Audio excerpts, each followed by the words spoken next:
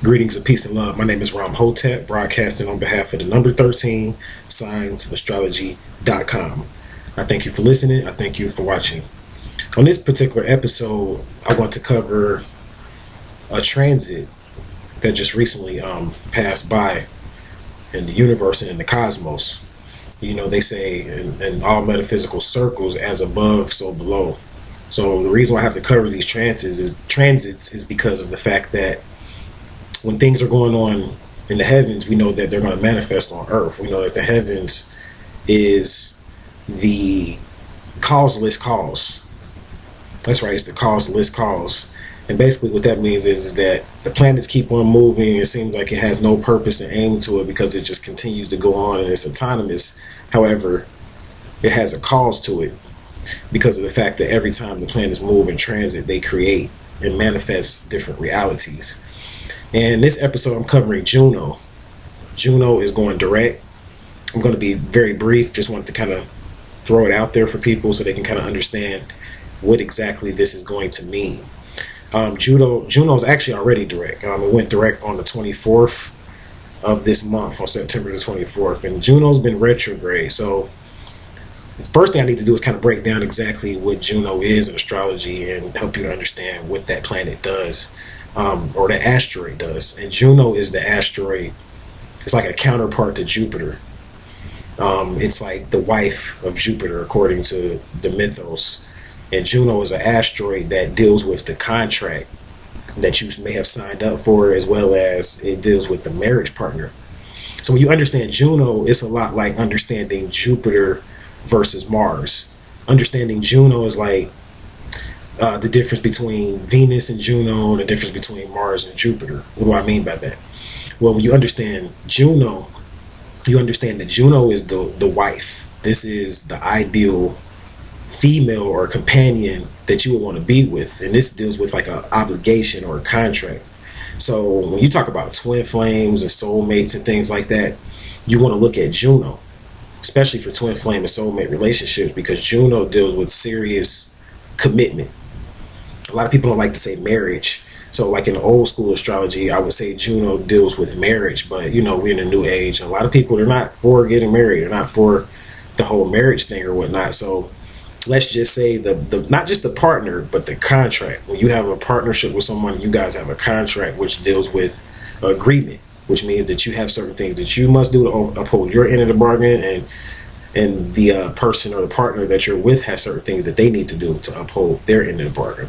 So when you look at Venus, for instance, you could look at Venus in dealing with relationships as well in astrology, but Venus deals with the mundane aspect of relationships.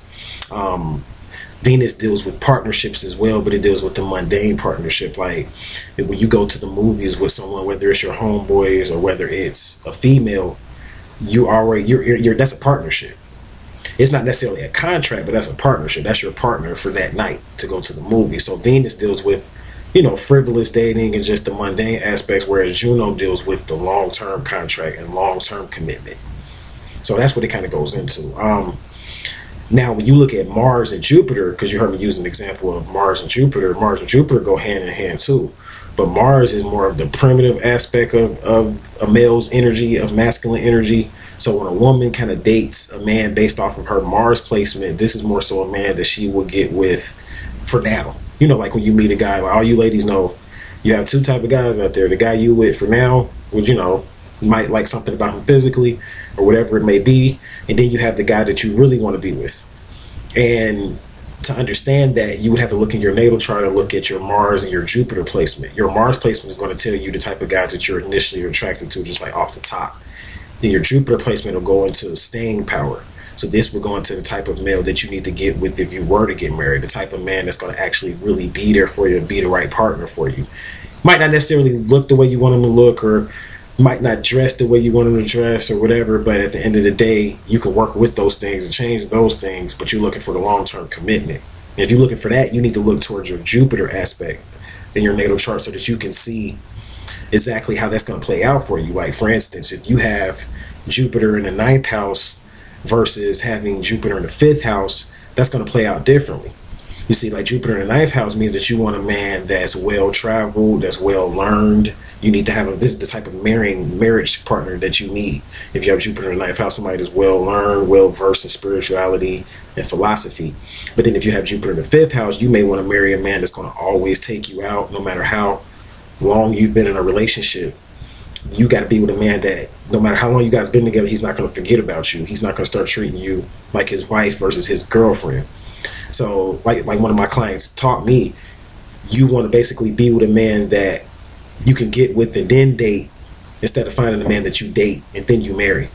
So because when you find a man that you date and then you marry, it's like you're settling, versus you get with someone, get married to them and then date, you know what I'm saying, because it makes it fun. So I know that sounds backwards, and a lot of people were taught, you date, then you find somebody out of your dating circle and you get married. But the reason why that doesn't work is because once you get married, all the fun goes out the door.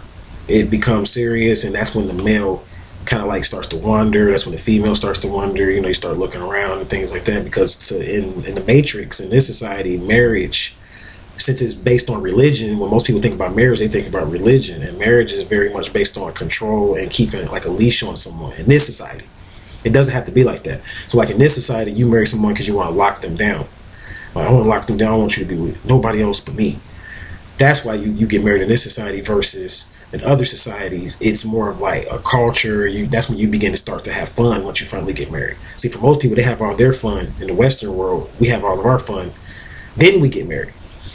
Well, in the opposite way, in the real world, the way we're supposed to do things, you get married, and that's when life becomes even more exciting, because you have a partner, someone that you can take over the world with. So so-called marriage, when you take the religion out of it, kind of goes into like a partner that you want to do something with or conquer something with.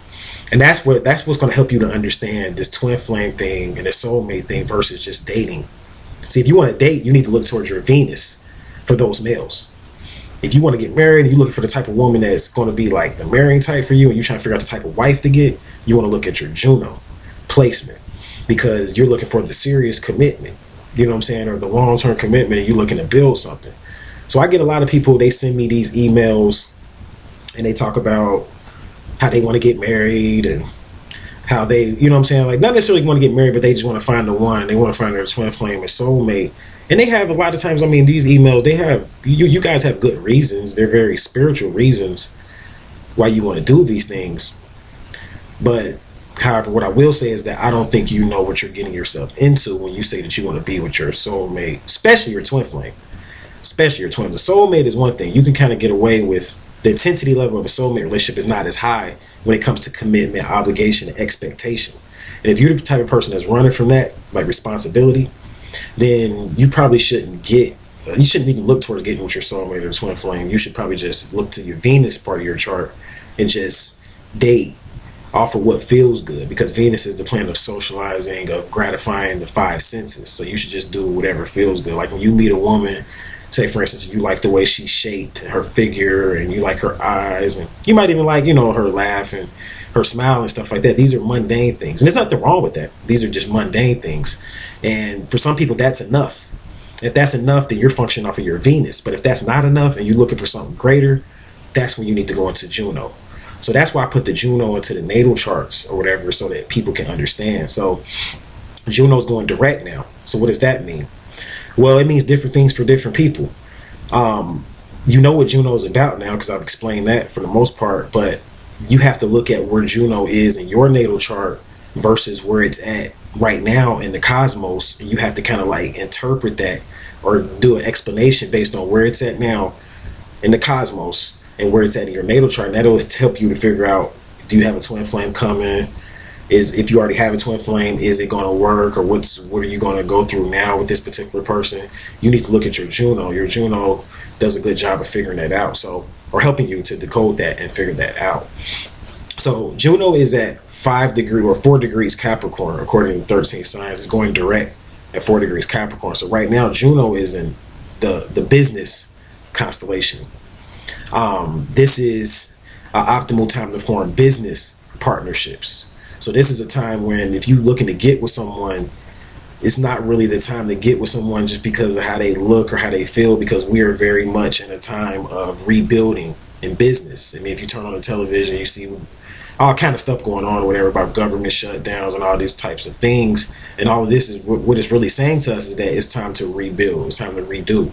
So if you get with someone right now, I mean, all of that going out to the movies and having fun, that can be a part of it, but you need to set a bigger goal because of the fact that Juno's in Capricorn. So in order for you to attract your twin flame or your soulmate through this Juno transit, you're going to have to play into the energy that Juno wants you to play into so that you can win. That's essentially how it works or whatever when we talk about astrology. Like the way that you want to, like, I guess, benefit off of these videos when I talk about the different planets going into different signs is you want to learn everything about that sign and you want to apply that to the attributes of Juno. So you know Capricorn is a sign of diligence, hard work. It's a sign of, it's the goal. You know what I'm saying? So it's a very material, earthbound, down to earth type of sign. It's a very karmic sign. The Capricorns are the taskmasters. They will do anything to complete and finish a task. So if you get married up under this Juno in Capricorn, which a lot of people will, because it's going to be in Capricorn for some years, and it's been in Capricorn already for about a year or so. If you get married up under this energy, you have to honor that energy because that becomes the ruling constellation of your marriage. Like if you marry up under Juno or partner up under Juno and Capricorn, that becomes your, I guess, your guide to make sure that your marriage goes correctly. So you want to look at and analyze that Capricorn constellation. You want to be hard work. You want to make sure your relationship is based on a task, is what I'm getting at here. Like you don't want to just get with someone because of how they look when you're in this type of energy with Juno being in Capricorn like that. So it could be in any house for you. It could be in your second house, which means that you and your partner need to be focusing on making money. It could be in your fifth house, which means that you and your marriage partner need to be focused on having fun. The transiting Juno. So you have to look at, it can get a little bit technical, but it's not technical. Just make it really easy. And what you want to do is you want to look at where your Juno is and then where it is now. So I'm going to give you an example, and I'll use my natal chart. No, I don't want to use my natal chart because I don't want people to know where my Juno is right now. So I'll use, just say for instance your Juno was in the 10th house. You have Juno in the 10th house naturally, natally, which means that during the exact time, the exact date, and the exact location where you were born, Juno was in your 10th house.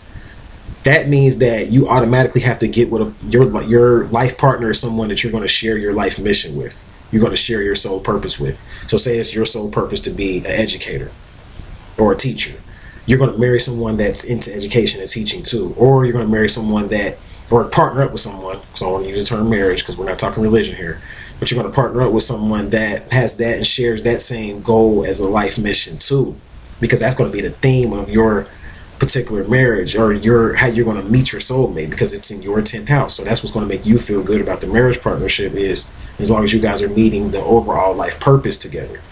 Now, it's in your 10th house natally, but say for instance, it's moved into your first house because Juno moves. So when you talk about transiting planets, these are the planets that move. So Juno moves into your first house.